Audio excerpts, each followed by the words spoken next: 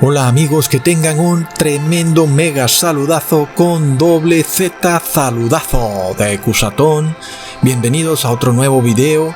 Que el amor de Dios pueda entrar en nuestros corazones para que nos arrepintamos, para que amemos al prójimo, pero lo más importante, para que amemos a nuestros enemigos. En el nombre de Jesús, amén.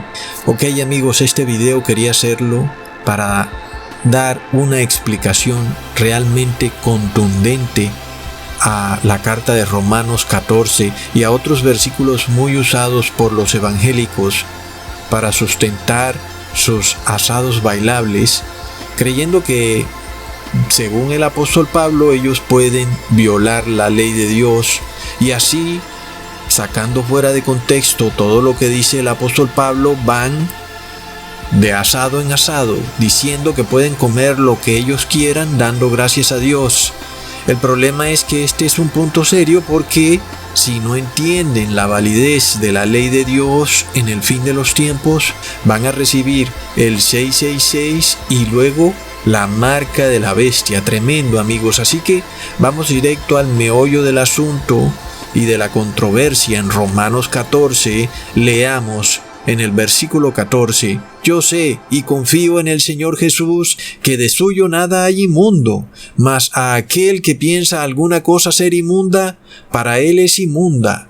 Luego, el otro versículo muy usado por los evangélicos para comer lo que quieran comer es 1 Corintios capítulo 10 versículo 30. Y si yo, con gracia de Dios, comparto, ¿por qué he de ser blasfemado por aquello que doy gracias?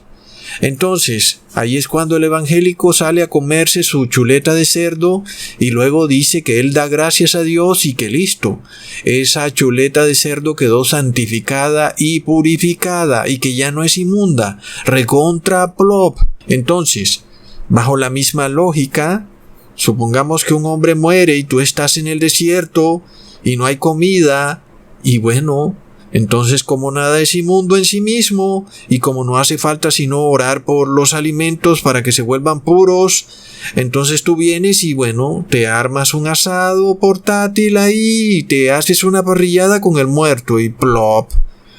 Es decir, amigos, que los evangélicos literalmente cristianizaron el canibalismo, diciendo que solo orando por los alimentos estos se hacen puros. Y bueno, ¿qué más se comerán estas personas en el futuro, amigos? ¿Será que si alguno de sus familiares muere y hay una hambruna, se harán un estofado de sus familiares dando gracias a Dios por esos alimentos? Recontra plop. Amigos, es que la apostasía se voló la tapa. De nuevo, ¿cuál es el problema que tienen los evangélicos? Y es que ellos sacan versículos fuera de contexto. Por ejemplo, como sabemos, el 666 se está imponiendo en el mundo entero y precisamente tiene que ver con lo inmundo. Entonces, ¿qué pasa cuando la iglesia cristiana está dormida? Literalmente dormida. Como las vírgenes necias no se dan ni por enterados que les están poniendo el 666. Plop. Amigos, recordemos que esto se nos declaró en Mateo 25. Entonces el reino de los cielos será semejante a 10 vírgenes que tomando sus lámparas salieron a recibir al esposo, y las 5 de ellas eran prudentes y 5 necias. Las que eran necias tomaron sus lámparas, pero no aceite, mas las prudentes tomaron aceite en sus vasos, juntamente con sus lámparas. Y tardándose el esposo, todas cabecearon y se durmieron. Y a la medianoche fue oído un clamor: he aquí el esposo viene, salid a recibirle. Entonces todas aquellas vírgenes se levantaron y aderezaron sus lámparas, y las fatuas dijeron a las prudentes: dadnos de vuestro aceite, porque nuestras lámparas se apagan. Y amigos, es clarísimo que ese clamor se acerca, porque ya se está imponiendo el 666, y por supuesto que cuando aquellos que han recibido el 666 se den cuenta de lo que eso significa, pues ahí va a venir el clamor, un clamor en contra de los cristianos, desafortunadamente, porque estas personas todo lo tienen al revés. Pero, ¿cuál es el problema de las vírgenes necias? Leamos en Proverbios capítulo 6, versículo 23. Porque el mandamiento es lámpara, y la enseñanza es luz, y camino de vida las reprensiones que te instruyen. Yo me pregunto por qué las vírgenes se quedaron sin luz. Es decir, estas vírgenes necias despreciaron el mandamiento y la enseñanza. La ley, amigos, recordemos la advertencia de Dios en Éxodo capítulo 15, versículo 26. Si oyereis atentamente la voz de Jehová tu Dios, e hicieres lo recto delante de sus ojos, y dieres oído a sus mandamientos y guardares todos sus estatutos, ninguna enfermedad de las que envié a los egipcios te enviaré a ti, porque yo soy Jehová tu sanador. Entonces, amigos, si leemos un libro de física, por ejemplo, ¿puedes tú coger un párrafo y arrancárselo al libro y decir que ese párrafo habla de brujería? No, eso nunca lo hemos visto. Nunca es posible hacer eso, pero qué curioso que con la Biblia pretendamos hacer algo así. Y así se pretende hacerle creer a los cristianos que la misma Biblia te enseña a guardar la ley, pero el mismo libro luego te enseña a violar la ley. Es una contradicción que no puede ser posible, amigos.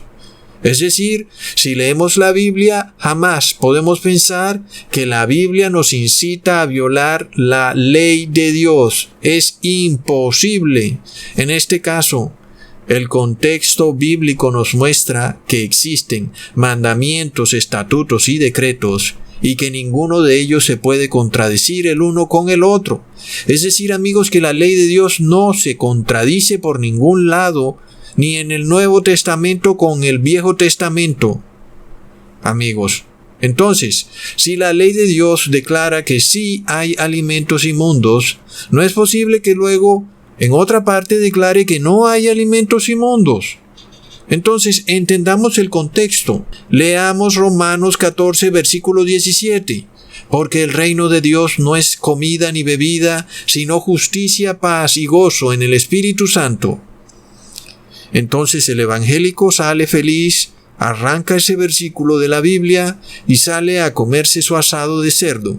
Recordemos, amigos, que hay tribus en el Amazonas que no entierran a sus familiares muertos, sino que se los comen. ¿Acaso entonces pensaremos que como el reino de Dios no es comida ni bebida, entonces esas personas que se comen carne humana entrarán al cielo, amigos, solo porque el reino de Dios no es comida ni bebida? Y es que así tú puedes ir sacando toda la Biblia fuera de contexto, como si cogieras tu casa y le arrancaras vigas de a poquito. Por supuesto, llega el día en que la casa colapsa. Tu casa requiere toda la estructura, no te puedes ir llevando pedazos. Asimismo, la Biblia se nos presenta como un conjunto de leyes, mandamientos, estatutos y decretos, y debe ser siempre leída bajo ese contexto.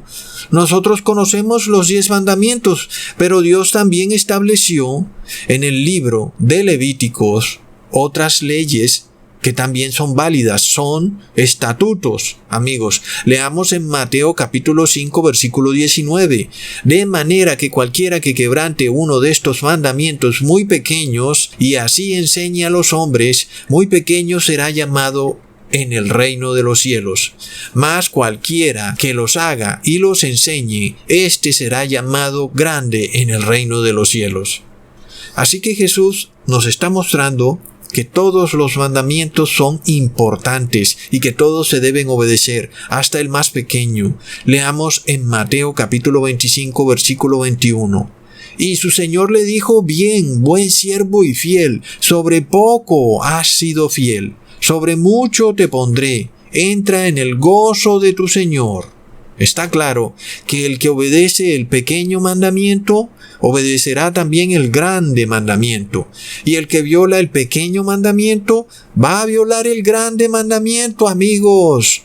Sin embargo, un fariseo le preguntó a Jesús cuál es el más grande de todos los mandamientos de la ley. Leamos en Marcos capítulo 12, versículo 28 al 34.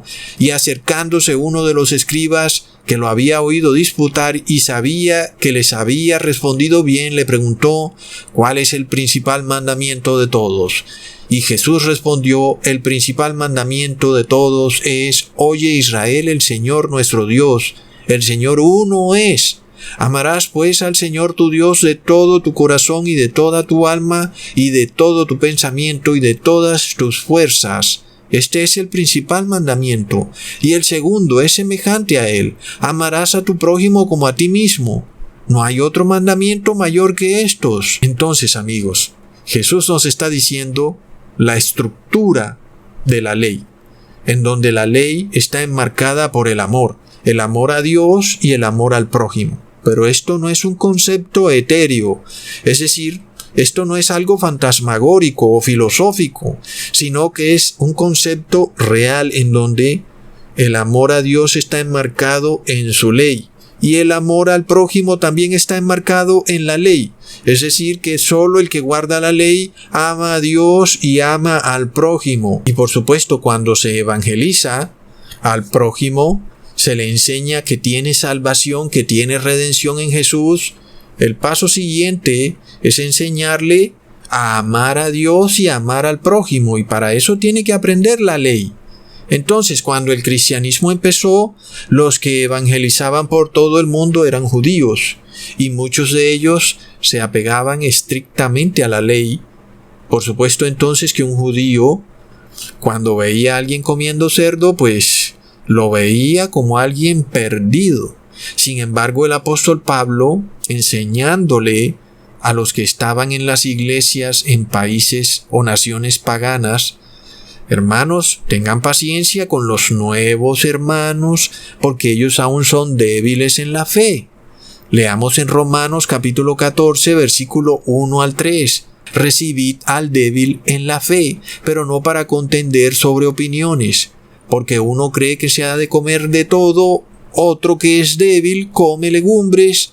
El que come no menosprecia al que no come, y el que no come no juzgue al que come, porque Dios le ha recibido. Es apenas obvio que si los judíos querían evangelizar en naciones paganas, tenían que recibir a personas que traían de alguna manera conceptos paganos. Eran personas débiles en la fe. Por supuesto que no se puede condenar de primerazo a una persona que viene con mañas del paganismo. Imagínate nada más condenar a alguien solo por lo que come o por lo que no come, porque es que eso es ser precisamente débil en la fe.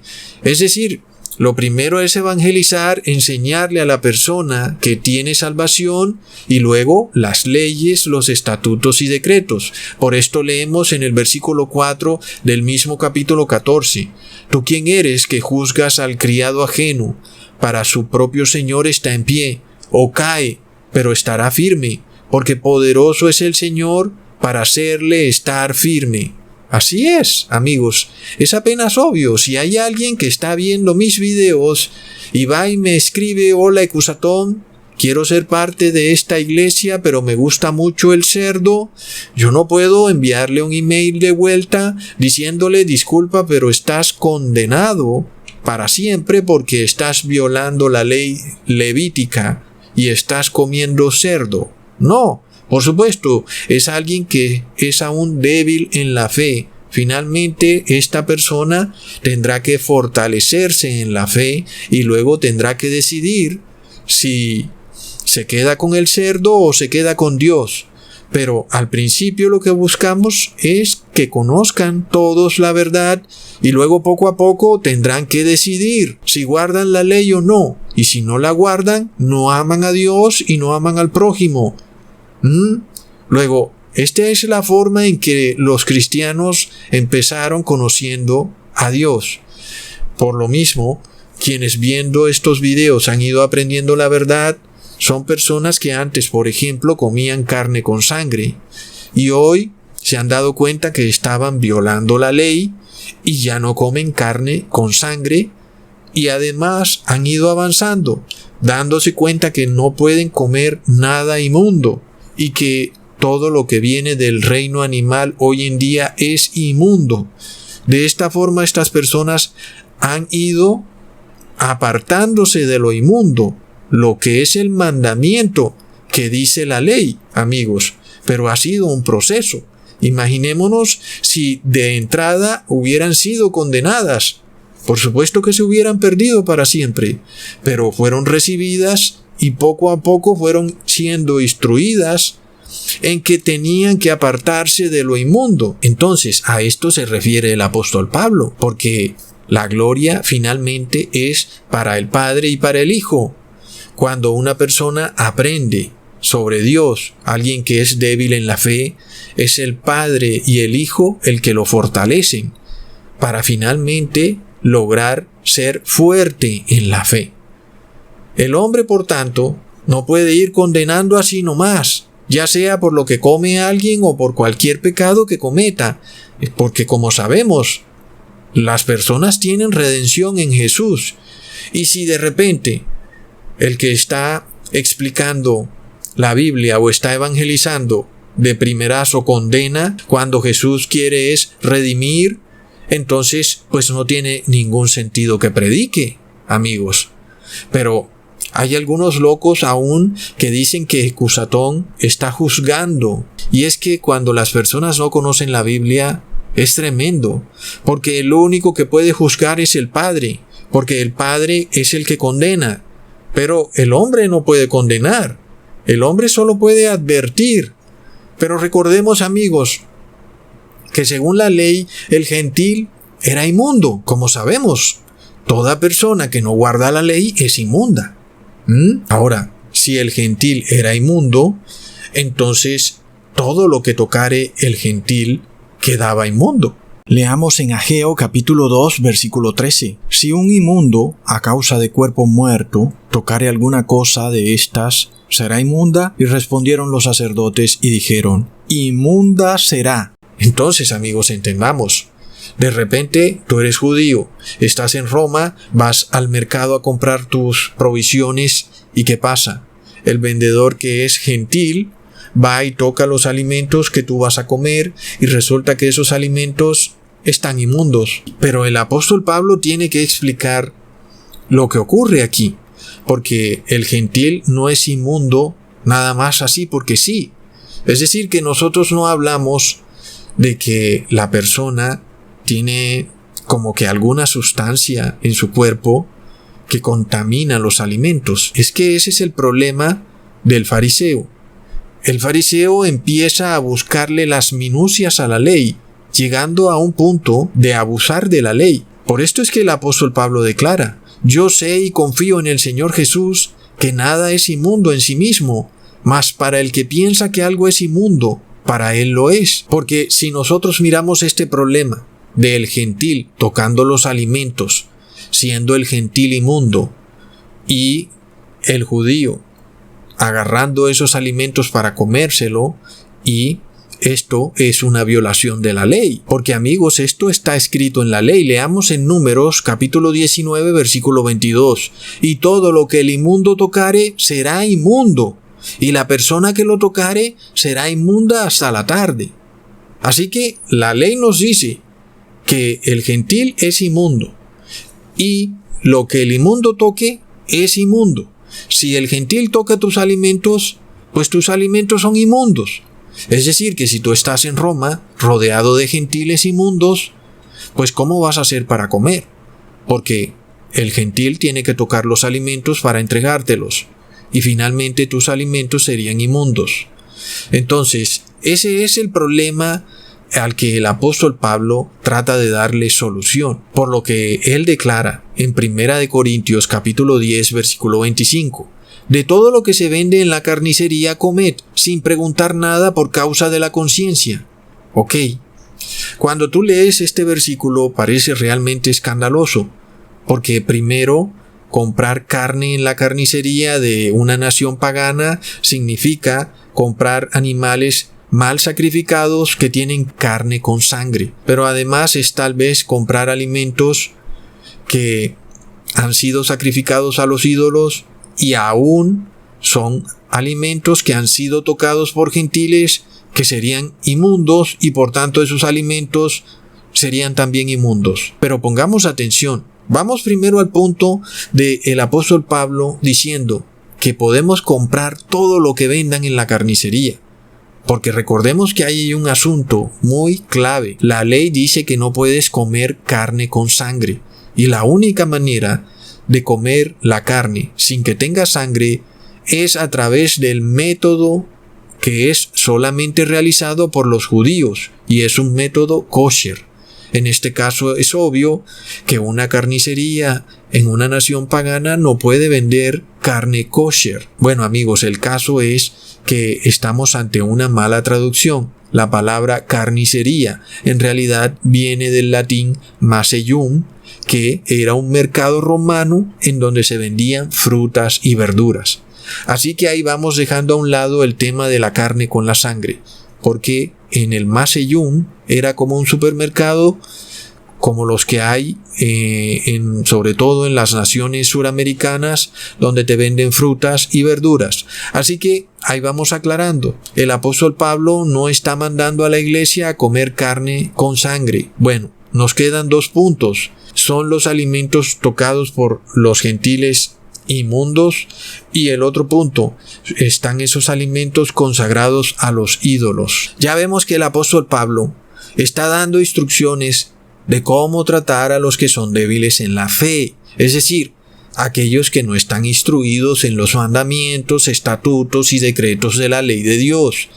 Algo que también vemos ocurrir hoy en día, como ya les expliqué.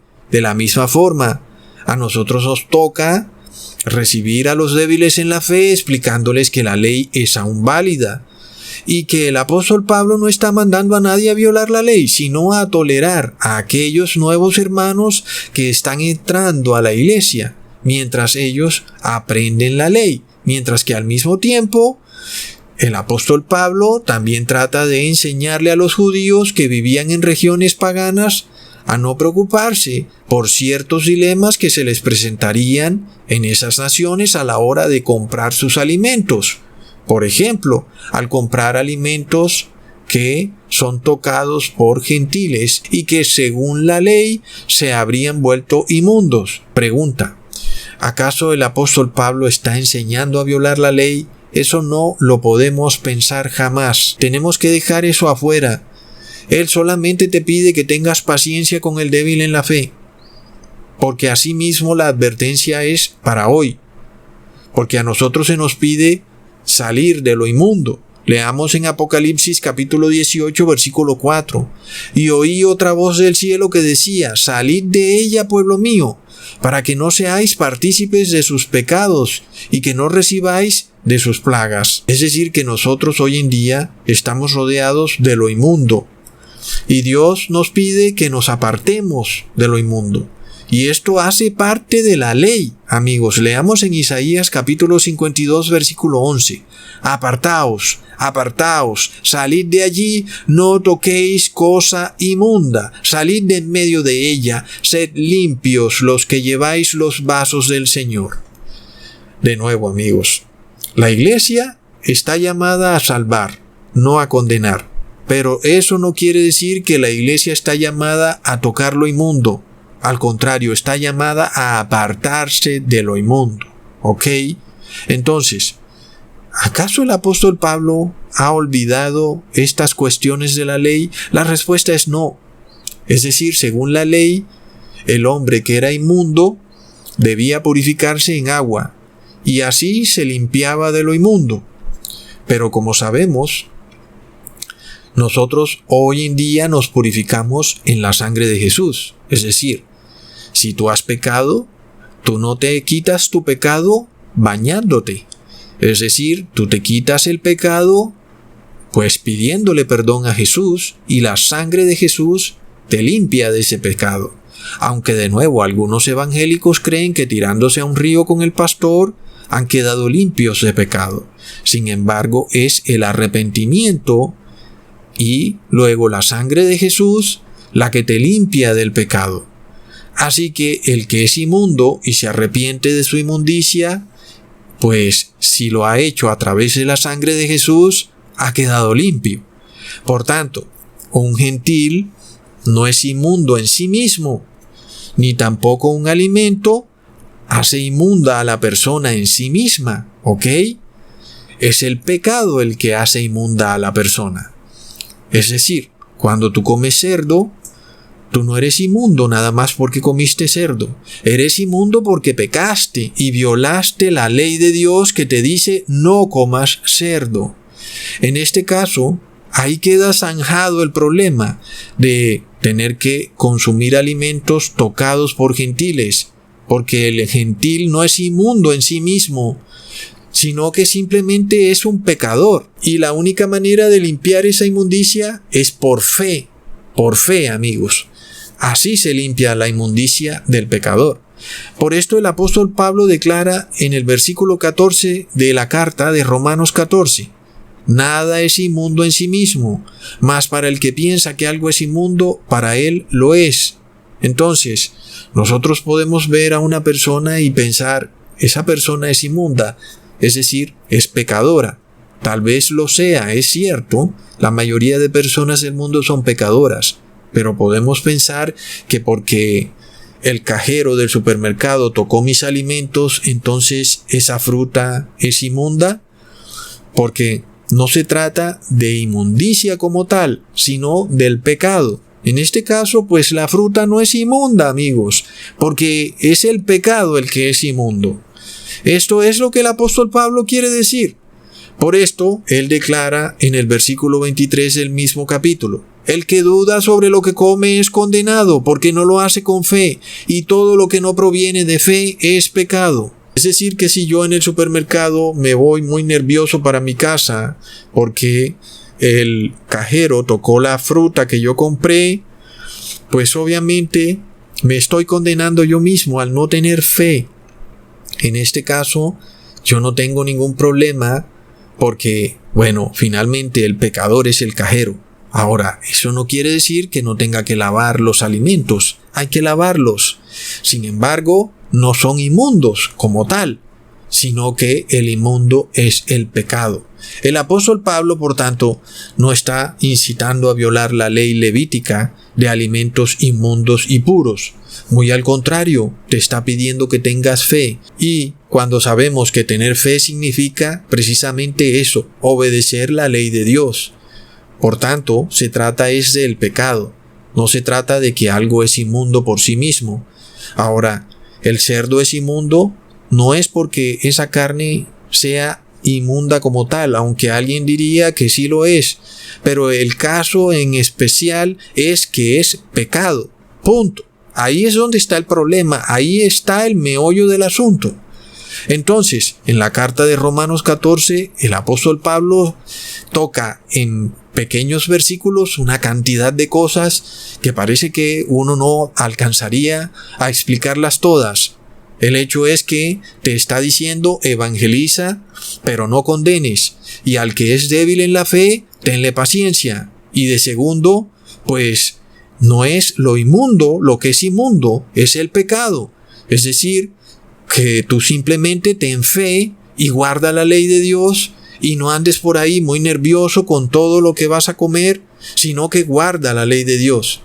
En este caso, amigos, de nuevo, en los últimos días, nosotros tenemos que guardar la ley de Dios, no comer carne con sangre y básicamente no comer nada animal, porque en la ley de Dios se nos está diciendo apartarse de todo lo inmundo.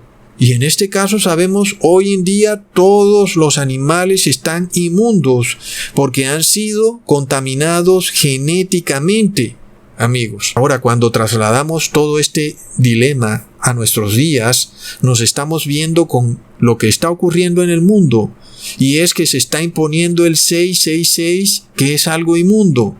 Y la pregunta es, ¿puede alguien arrepentirse de recibir el 666 y luego quedar limpio? La respuesta es no. Es decir, que Nosotros tenemos que mirarlo todo bajo un contexto. El apóstol Pablo lo miraba desde el contexto de empezar la obra evangelizadora en el mundo. Y nosotros tenemos que mirarlo desde el contexto de que esto se está acabando y que la obra evangelizadora está llegando a su fin. ¿Por qué? Porque estamos viendo con nuestros propios ojos que el mundo está recibiendo el 666 y las iglesias cristianas están dormidas. Entonces, ¿puedes tú purificarte de semejante pecado? Pues no se puede, amigos. ¿Puede alguien que recibió el 666 ser llamado débil en la fe? No, antes está perdido para siempre. Recordemos además que esta ley está completamente ratificada por los apóstoles. Leamos en Hechos capítulo 21, versículo 25. Pero en cuanto a los gentiles que han creído, nosotros les hemos escrito haberse acordado que no guarden nada de esto, solamente que se abstengan de lo que fuere sacrificado a los ídolos, y de sangre, y de lo ahogado, y de fornicación. Más claro no puede ser. El 666 que se está imponiendo en el mundo viola todo lo que les acabé de leer y está en el Nuevo Testamento. Por tanto, ¿cómo puede haber semejante contradicción, amigos? ¿Acaso el apóstol Pablo no estaba enterado de eso cuando a él se lo dijeron en su propia cara? Por supuesto que él lo sabía perfectamente. Es decir, el apóstol Pablo entonces tiene que establecer la manera para que los judíos entendieran y pasaran de esa ley física en la que ellos se encontraban a una ley espiritual, porque los judíos todavía pensaban que se iban a tirar a un río y se iban a purificar, y aún hay cristianos que así lo piensan, cuando hoy es la sangre de Jesús la que nos limpia de todo pecado y de toda inmundicia. Por lo tanto, el apóstol Pablo tenía que enseñarle a los judíos que evangelizaban en naciones paganas muchas cosas, sobre todo cuando en esas naciones habían personas que consagraban sus alimentos a los ídolos. Y él tiene que enseñarles, ¿saben? Esos ídolos no existen, por lo cual ustedes están en libertad de comer lo que quieran si le dan gracias a Dios. Pero cuando él dice comer lo que quieran, pues obviamente se refiere al contexto de la Biblia y de la ley. Por esto dice en 1 Corintios capítulo 10, versículo 27 al 30. Si algún incrédulo os llama y queréis ir, de todo lo que se os ponga delante comed, sin preguntar nada por causa de la conciencia. Mas si alguien os dijere, esto fue sacrificado a los ídolos, no lo comáis, por causa de aquel que lo declaró, y por causa de la conciencia, porque del Señor es la tierra y su plenitud. La conciencia digo, no la tuya, sino la del otro, pues, porque ha de ser juzgada mi libertad por otra conciencia. Y si yo con gracia de Dios comparto, ¿por qué he de ser blasfemado por aquello de lo que doy gracias a Dios? Pues si comes o bebes, hacedlo todo para la gloria de Dios. Y aquí es el mismo punto. Tú estás en una nación pagana, un pagano te invitó a su casa a comer, y bueno, esos alimentos han sido consagrados a los ídolos, pero tú simplemente das gracias a Dios porque entiendes que esos ídolos no existen. Ahora, eso no quiere decir que tú puedes violar la ley de Dios y comer cerdo y darle gracias a Dios. Eso es una contradicción completa. Tú no puedes darle gracias a Dios mientras te robas una bicicleta, aunque hay ladrones que hasta allá llegan. Hay también jóvenes que consiguen una novia y le dan gracias a Dios, cuando el noviazgo es un adulterio. Por esto, el apóstol Pablo declara, hacedlo todo para la gloria de Dios, es decir, todo lo que hagas debe estar en perfecta armonía con la ley de Dios, sus estatutos y sus mandamientos. Asimismo, amigos, cuando miramos cómo el 666 se está imponiendo en el mundo mientras hablamos, vemos que es algo sacrificado a los ídolos. ¿Acaso podemos tomarlo y dar gracias a Dios? No se puede. Y aún escuchas tú a los evangélicos diciendo que esto es un avance de la ciencia y que por tanto viene de Dios y que hay que darle gracias a Dios. Pero eso sería actuar igual que aquel delincuente que se roba una cartera con $10,000 y le da gracias a Dios porque iban $10,000 en la cartera. Es decir, es una contradicción. Así que, siempre que tú lees al apóstol Pablo, ten en cuenta o ten la plena seguridad de que los consejos que él da son siempre enmarcados bajo los mandamientos de la ley de Dios. Si Dios declaró que un alimento es inmundo, es porque no es alimento. Por lo tanto, cuando el apóstol Pablo habla de un alimento, se refiere a todo lo que no es inmundo. Es decir, que el cerdo no es alimento, aunque al hombre se le dé por declararlo alimento. Asimismo, si Dios declara que un medicamento es inmundo, es porque no es un medicamento.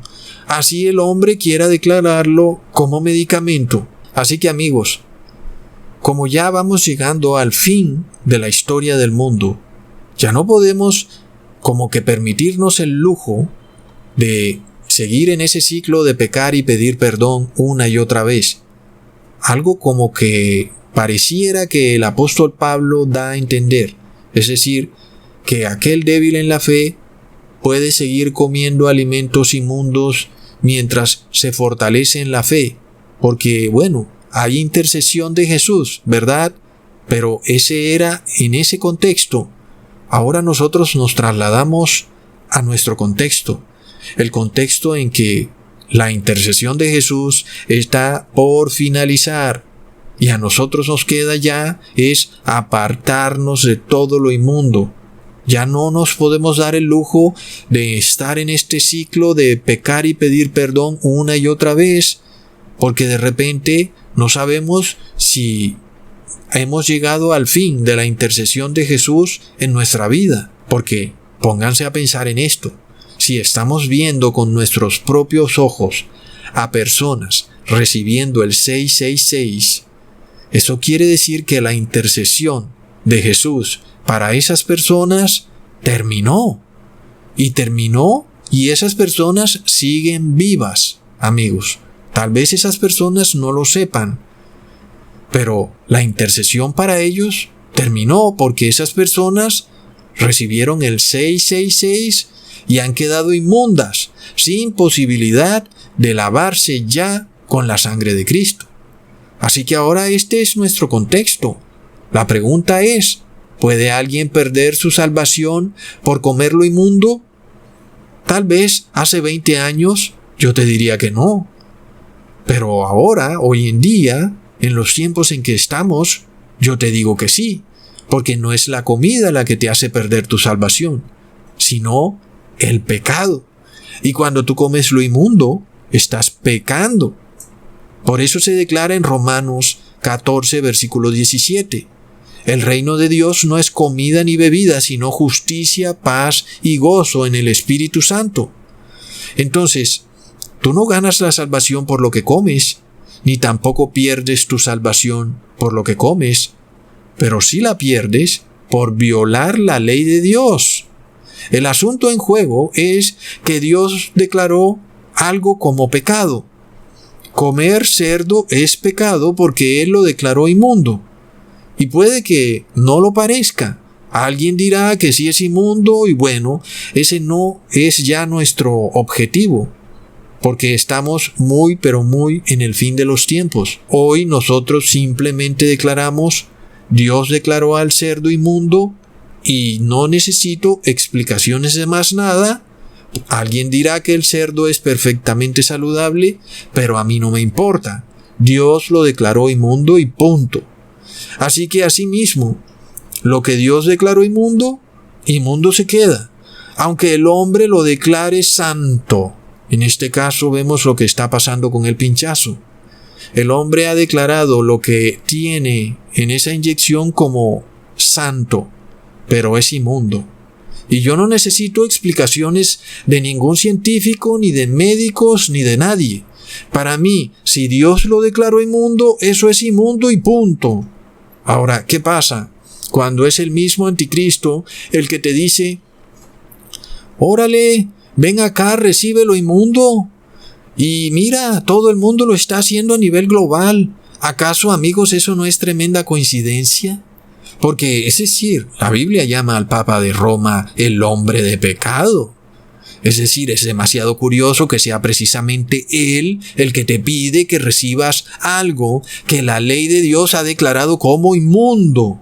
Pero además, amigos, qué coincidencia que todos los gobernantes del mundo, sin excepción, estén cumpliendo los deseos del Papa. Por tanto, de nuevo dijo el ángel: salid de ella, pueblo mío, y no toquéis lo inmundo, porque si antes los gentiles no eran inmundos, porque tenían salvación, ¿verdad? Es decir, aunque eran pecadores, no estaban declarados como inmundos, como lo hacía la ley. La ley antes, pues si tú tocabas algo inmundo y no te purificabas, estabas inmundo, estabas perdido. En este caso, como la sangre de Jesús es global, nadie puede usurparla, pues por supuesto que el gentil, aunque es inmundo, pues no está perdido, porque en cualquier momento se arrepiente y ya no es inmundo. Eso sí se arrepiente, ¿verdad? Sin embargo, el Apocalipsis nos está declarando que viene un momento en el que la persona se queda inmunda para siempre. Leamos en Apocalipsis capítulo 22, versículo 11. El que es injusto sea injusto todavía, y el que es inmundo sea inmundo todavía, y el que es justo practique la justicia todavía, y el que es santo santifíquese todavía. Amigos, aquí no hay contradicción de la ley de Dios, porque todos en algún momento tomamos decisiones, y esas decisiones nos hacen justos o nos hacen inmundos. Pero un día se acaba la intercesión, y tal vez nosotros seguimos vivos. La persona sigue viva, por una u otra razón. Solo Dios sabe el por qué. A veces, a pesar de que una persona ya no tiene intercesión, sigue viva. Puede ser por sus familiares, por sus hijos. Dios es muy misericordioso. Puede ser porque no quiere que esa familia quede sin padre, en fin. Pero, amigos, de repente llega el momento en que la persona queda inmunda. Como ya dije en videos pasados, entre más años se echa una persona encima, más difícil le es dejar de pecar. Es posible que se llegue al punto en que Jesús ya no interceda por ti. Es por esto que no se debe jugar con el pecado. Por lo tanto, si tú no eres débil en la fe, es decir, tú ya pasaste esa etapa, tú ya no deberías comportarte como alguien débil en la fe. Más y cuando en el fin de los tiempos, ningún débil en la fe podrá afrontar las pruebas que se vienen, como la marca de la bestia o el 666 y la persecución. Es decir, para tú poder afrontar lo que se viene, tienes que ser fuerte en la fe. Debes tener la misma fe de los apóstoles. Una fe fuerte, resistente, que guarde todos los estatutos y decretos y mandamientos de la ley de Dios sin importar las consecuencias ni las presiones que se vengan encima. Es decir, hacerlo todo por fe. Guardar la ley es tener fe. Pero además, ahora hay que aclarar esto porque para los evangélicos el tener fe es violar la ley. Cuando ellos violan la ley es porque tienen mucha fe. Eso es una contradicción rotunda. El que guarda la ley es el que tiene fe. Eso parecería impensable tenerlo que aclarar. Pero estos falsos pastores lo han confundido todo a tal manera que hoy en día tú tienes que aclararlo todo. Y lo mismo ha ocurrido con el apóstol Pablo. Él jamás pensaría que sus cartas habrían de ser usadas para violar la ley. Por supuesto que él, desde el punto de vista en el que él está escribiendo a las iglesias, pensaría que habría de ser obvio que las personas entenderían que él se refiere a todo menos a no guardar la ley. Y que si él habla de alimentos bajo la ley de Dios. Pero así están las cosas. Hoy en día, cuando tú declaras que tienes fe, los evangélicos entienden que tú violas la ley. Y eso no es tener fe. Asimismo le pasó al apóstol Pablo. Por lo que, amigos, siempre que leamos la Biblia, leámosla bajo el contexto correcto. Hasta pronto, amigos.